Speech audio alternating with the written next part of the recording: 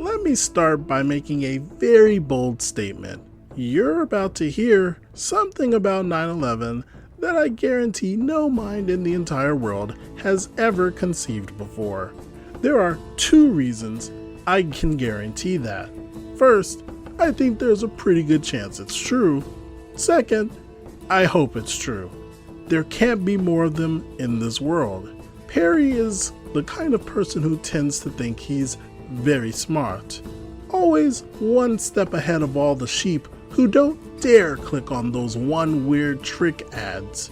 The fact that I and my buddy were both younger and less experienced in RPGs than him only made it worse. One day, we ended up talking about RPGs. Perry started telling us his glorious old D&D war stories and how, if you're very smart, you always have a way to get a roll to save yourself.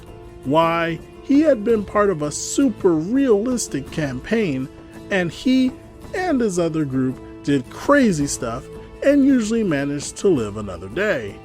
Realistic in D&D means a different thing to everyone.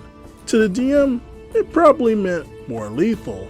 To Perry, it meant the campaign was a reality simulator and he was just that awesome. But the DM also has to make sure not to throw you into an unwinnable situation, no matter how realistic it is, said I, stupidly.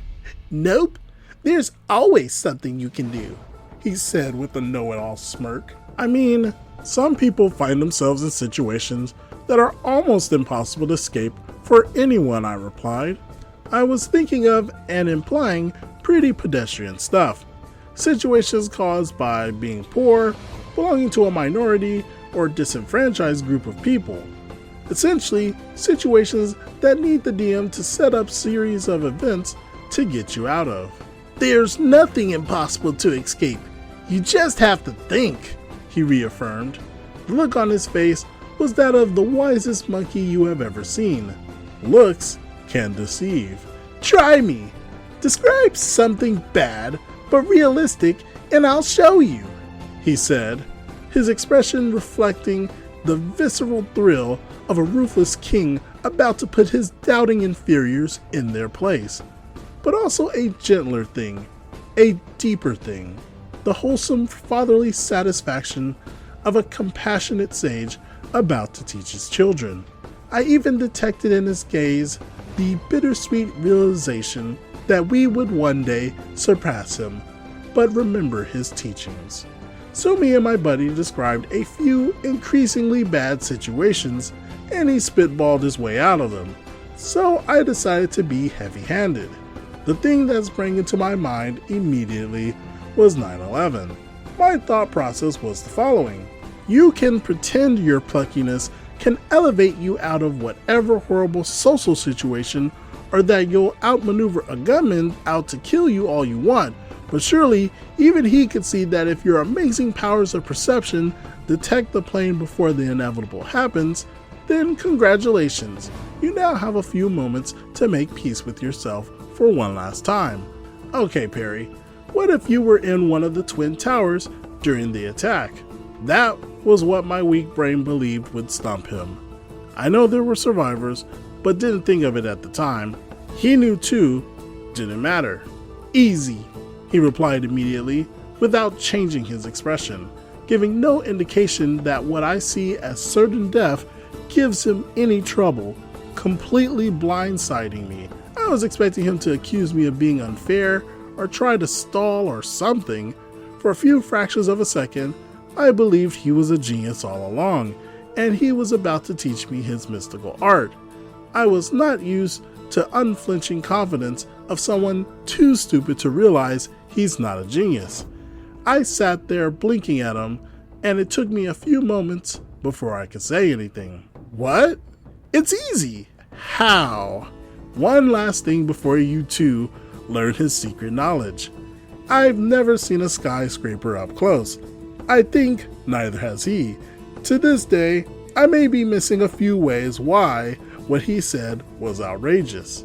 Alright, first, I remove the closest window. You break it? No, I remove it whole. You sit down right after the impact and you carefully remove the window. Yes? He said it so nonchalantly. The time he estimated he would need to do that, while unimportant in comparison to everything else, sounded like what a D&D game designer who'd never heard of Windows or time would think the amount of time a well-rested level 20 window remover with a +5 window removing toolbox at hand would need to remove a window of a building that was not currently in the middle of collapsing. So many objections flooded my brain that I remained silent. My buddy wanted to learn more. Then what? I removed the glass from the frame. But how do you... I always have my tools ready. My eyes were wide open. I wasn't blinking anymore. I couldn't look away, even though I had already started feeling secondhand embarrassment. My eyes got so glassy that I started fearing he might consider removing them. I had heard of people who try to go up to the top of the tower after you attack. I heard of people who tried to go down. I had never heard of anyone whose first instinct would be to carefully remove the closest window. Then, I foolishly prompted him to continue. Well, you know, skyscrapers have pretty big and wide windows, right? I hold it over my head so that its surface is parallel to the ground. I knew exactly what he was going to say next, and so do you by now, but it's too late. I leap out of the hole I opened, he said triumphantly, and I used the glass to glide to safety. Now, I don't know about you, but if I were the law of physics and Perry tried to pull that stunt on my watch, I'd make him fall twice as fast for daring to insult me like that and make everyone else float just to spite him before he hit the ground. Even MacGyver is more realistic. He at least would have had the decency to duct tape himself a hot air balloon, or blow the glass into a plane before taking a leap of faith.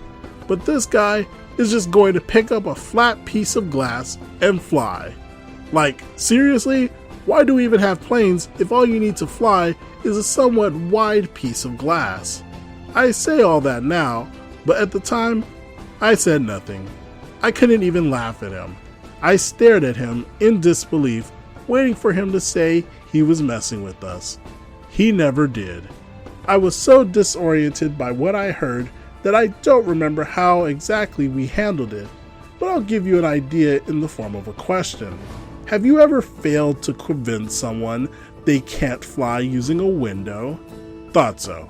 I think we might have convinced him that he couldn't glide, but then again, he likely only conceded that point so he could make clear that it would definitely slow his fall down enough for him to survive.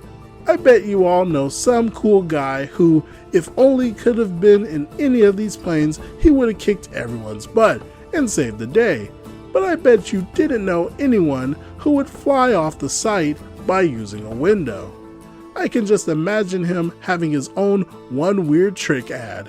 A picture of him with his arms crossed and a reassuring, confident smile captioned, "He survived 9/11 using one weird trick plane makers don't want you to know." Not a horror story just yet, but definitely wouldn't want to be his DM fighting over ridiculous situations. Make sure to take a break from games every once in a while, or you just might lose your grip on reality. What do you all think about this situation?